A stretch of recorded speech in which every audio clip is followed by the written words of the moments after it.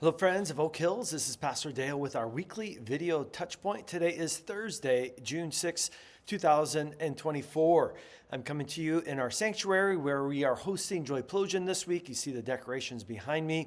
We're having a great week. Thank you for your support, all those who are volunteering, for your prayers. We have one more night tonight. Pray for the ministry impact and the ministry of the word, and that would be planted in the hearts of our kids that we are serving. For our Points to Ponder article this week, I have an article titled Trickle Down Character. This is part 3 of a 6-part series on Paul's first letter to Timothy. This personal letter gives us clear teaching on how the gospel transforms not only our personal lives, but also the church of Jesus Christ. I encourage you to read through 1 Timothy as we go through this series. Today we are looking at chapter 3. As Paul encourages Timothy's ministry at Ephesus, he emphasizes how essential it is to keep the gospel central. In chapter 1, Paul focused on the teaching of the church. In chapter 2, he addressed worship and prayer with a view to the outward face of the church. The gospel ought to permeate the entire life of the church. In chapter 3, Paul turns his attention to the leadership of the church.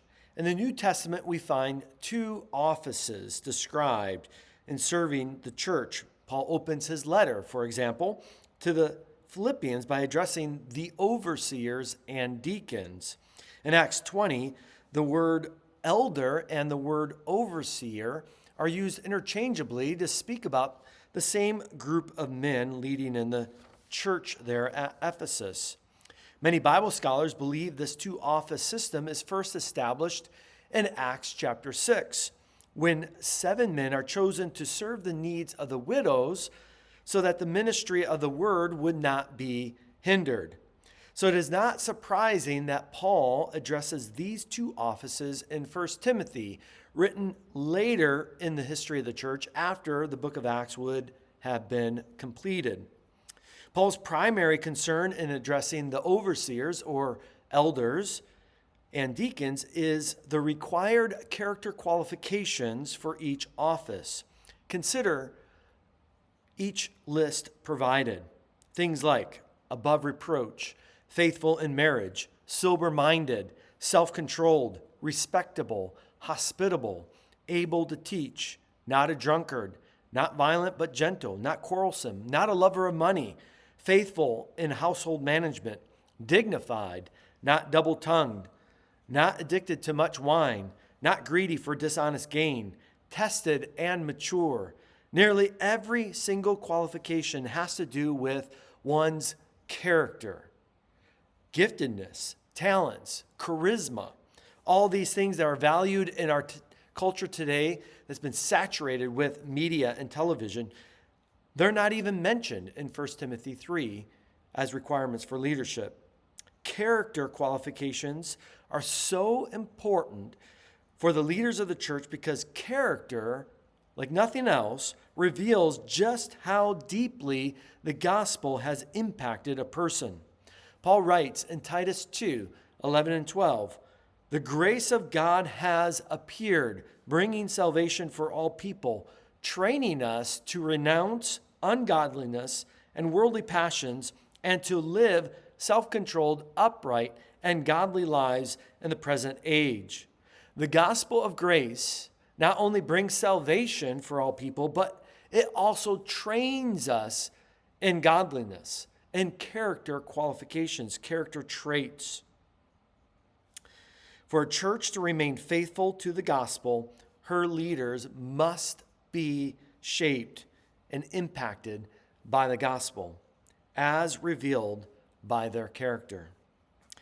If you want to faithfully serve God's church, either as one of the officers of the church or in some other capacity, for this principle applies to all volunteers and all leadership positions in the church and servants in the church, tether your heart and your mind to the gospel. Meditate on it. Study it in Scripture. Pray that your heart and life would be further conformed to it. Be regular in worship where the gospel is central. As you commit to the gospel of grace, it will train you in godliness. Your life will be transformed, and you will grow in your faithful service to God's church.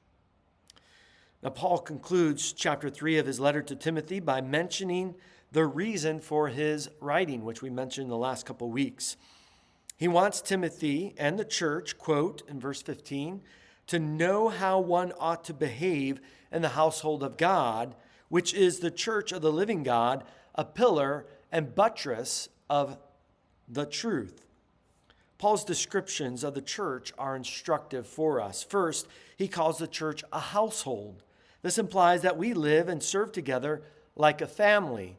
Second, he ties the church to the living God. The Greek word for church literally means assembly. As the church assembles, the living God is present with them. The church is the means of God's presence in the world today. Lastly, Paul describes the church as a pillar and buttress of the truth. This reiterates what he taught in chapter 1. The church must faithfully proclaim and hold to the truth of the gospel. Verse 16, the last verse of chapter 3, is a summary of the truth of Christ, of the gospel, in a form of a hymn of the early church. May our church remain faithful as a buttress for the truth of Jesus Christ. A few things to highlight in the life of Oak Hills this week, the first week of June. Our missionaries of the month for June are John and Tricia Dunning. They serve with RUF on the K-State campus. Summertime is a time for recuperation, refreshment, relaxation, as the school year is pretty vigorous in their schedule and their keeping. There's some trainings for RUF ministers, so let's be praying for the Dunning family that the summer would be refreshing as they gear up for another year of ministry that will launch in August. It'll come very quickly for them. Pray for their family and for their children, and pray for their readiness for ministry in the fall. And the ministry here at Oak Hills, this Sunday we are hosting a Getting Acquainted with Oak Hills luncheon.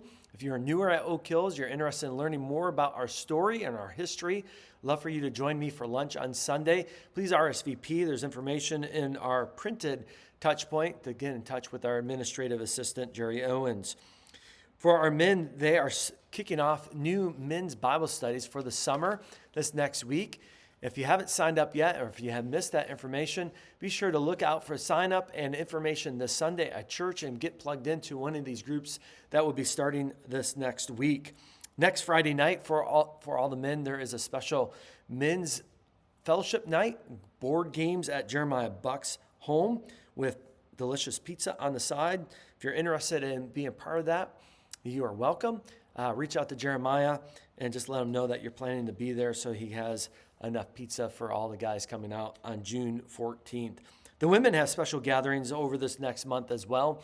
Next Thursday night at the Friction Bear Company in Shawnee, there is going to be enjoyment of their happy hour at 6 p.m. So all women could come out together, enjoy that evening for a time to connect, for fellowship. And then later on in this month is the staycation. We've been talking about this for a while.